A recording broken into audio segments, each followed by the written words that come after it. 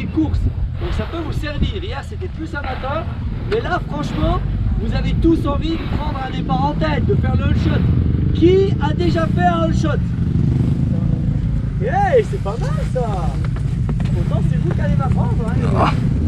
Excuse. Donc, il y a Désolé. des choses qui vont évoluer, d'autres qui restent les mêmes. On va essayer de faire le tour rapidement de la science du départ. En ce moment, elle est vraiment mise en avant grâce à Vial et Prado, qui arrivent tous les départs à partir de vent. Donc il n'y a pas de hasard. Ils ont eu des motos stock, des motos d'usine, mais ils partent toujours devant. Alors on va attendre les derniers.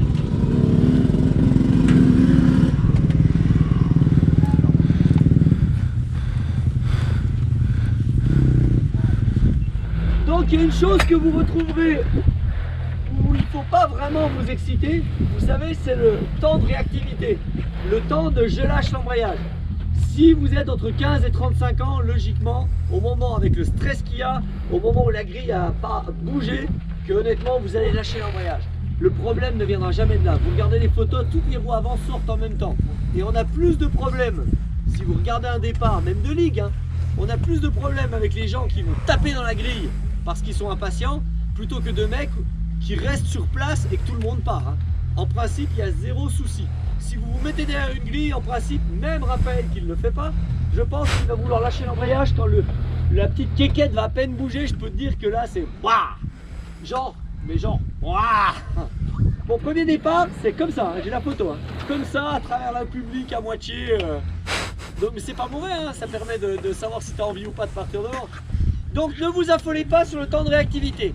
Moi, je vais vous parler que de la position, parce que c'est ce qu'il y a de plus important. Dans le temps, on avait tendance à avoir une position très en avant. Résultat, vous vous retrouviez avec des photos comme ça, ok? Et au moment où tu sors, comme le centre de gravité est très en avant, et ben soit tu sors un petit peu à droite, un peu à gauche, et tu avais du mal à tenir le truc. Et de plus, au moment où tu vas sortir et cabrer, et bien forcément, les épaules se mettent en arrière, et soit tu coupes les gaz, ou soit tu te mets à cabrer, tu peux rien faire. Aujourd'hui, ce temps est révolu, les mecs se mettent bien au milieu de la selle, là où elle est creuse, avec du grip, des pantalons qui remontent à fond pour pas que le pantalon bouge, ok? Et ils se mettent milieu de moto, et au contraire, ils ont tendance à baisser le buste beaucoup plus bas, la gorge contre la mousse de guidon, ok? Grosse différence également, c'est qu'au lieu d'avoir le dos rond prêt à sortir comme ça sur la grille, ce que je vois souvent chez vous, quand vous faites des essais, quand vous avez le dos rond comme ça, et bien à l'inverse, eux, ils vont cambrer. Parce qu'au moment où tu cambres, si tu appuies sur les épaules, la colonne vertébrale devient droite et elle est impossible à reculer. Autant là, si on m'appuie sur les épaules, je vais reculer. Autant quand je suis comme ça, il n'y a rien qui peut bouger. Donc en gros, je sais pas combien de chevaux, je sais même pas combien ça de chevaux cette merde. Au moment où tu sors à fond, et ben si vous voulez, il n'y a rien qui bouge. Donc Roxon, c'est voilà, c'est vraiment la photo parfaite du mec à la position parfaite, avec tous les trucs modernes absolus, le traction control, les cales de départ, il a tout, ok? Concernant le bloc fourche, moi aujourd'hui je préfère presque des cales et pas de bloc fourche. Vous voyez qu'un bloc fourche et pas de cale. Parce que le plus important, je trouve, c'est d'avoir les pliés pliés. Alors pour les grands gabarits, vous avez peut-être déjà les jambes pliées, mais il n'y a rien de plus insupportable que d'être la jambe tendue sur la pointe de pied à 5 secondes. C'est abominable. Tiens, regarde, il sait de quoi je parle. Oui, je connais. Franchement, quand tu as les jambes un peu pliées comme ça, tu te sens équilibré. Si tu es milieu de moto avec le dos cambré, tu sens qu'il n'y a rien qui peut t'arriver. C'est vraiment très agréable. En Grand Prix, hein, vous l'avez vu, les cales, elles arrivent désormais en dessous du cale-pied. Résultat, ils ont les deux pieds sur les cale-pieds avec juste la pointe de pied en avant. Ils ne bougent pas d'un poil, ils ont juste à lâcher l'embrayage. Donc c'est quand même impressionnant comme ça a pu évoluer. Le pied, on ne le met pas sur le côté. Je vais mettre là. Le pied, on ne le met pas sur le côté, on le met en avant. Combien de fois je vous ai vu partir avec le pied sur le côté en arrière? Donc au moment où vous partez, vous êtes à moitié comme ça, c'est pas bon.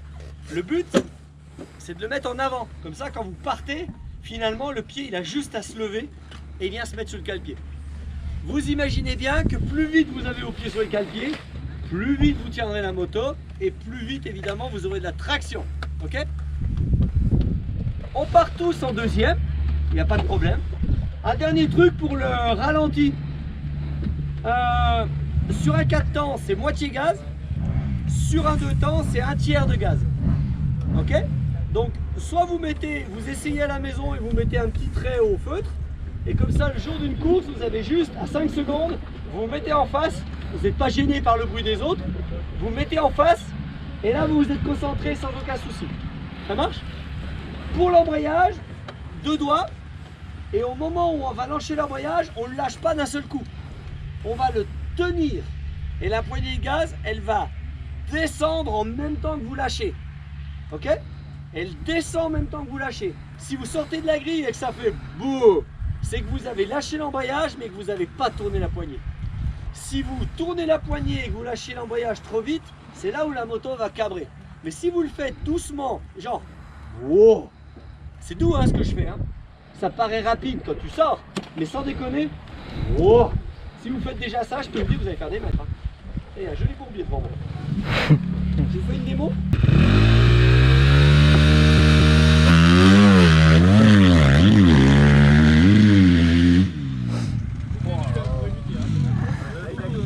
Même coup d'embrayage, c'est pas joli. Faites-lui comme ça. Faites-lui comme ça. Voilà. Ça m'arrange moyen.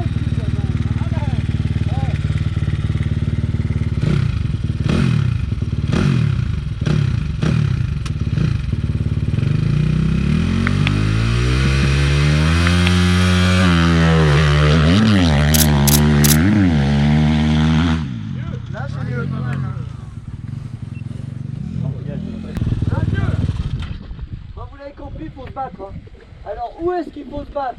Ma sortie elle était plutôt calme, hein, tout s'est bien passé.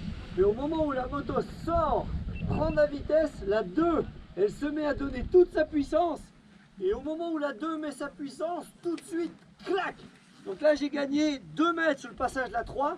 Donc au moment où je mets la 3, la moto devient douce. Et là elle n'a pas cabré. Alors que tout à l'heure j'ai traîné. Et la moto, j'arrivais plus à la contrôler. Et plus on est dans les tours, moins on arrive à mettre la vitesse, même avec un petit coup d'embrayage. Tu mets un coup d'embrayage du coup? Ah bah je suis obligé. Ouais.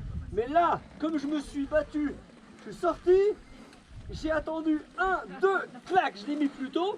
La moto elle est pas retombée et vous avez vu, hein, 5 mètres après j'ai mis la 4. Hein. Les motos d'aujourd'hui sont tellement puissantes que la clé de Prado, c'est qu'il va mettre la 3 le plus tôt possible. Grâce à sa moto d'usine, grâce au fait qu'il tire long, grâce au fait qu'il est léger. Et l'avantage de Vial de Prado, c'est que je pense qu'ils ne sont pas à fond. C'est-à-dire qu'ils sortent et ils dosent. Genre 3 quarts de gaz pour que la moto tracte bien et ne patine pas sur place. C'est un truc inné qu'ils ont depuis le début. Ils ne sont jamais à fond. Et ça fait une grosse différence. Alors évidemment, il faut être léger pour pouvoir faire ça. Parce que Jasiconis, s'il ne met pas à fond, bah, il reste sur place. Ça vous a plu? Ouais. Vous essayez? Ouais. Allez, je reste vers vous, puis je regarde et je vous dis les défauts.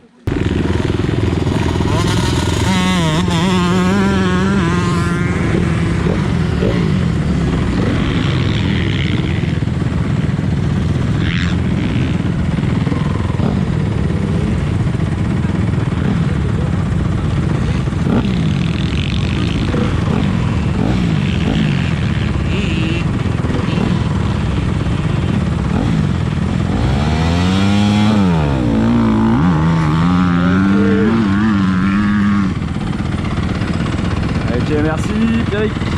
Hop, excuse-moi. Oh putain. C'est en avant. En avant le cale-pied. Là, t'es bien. Et la tête en avant.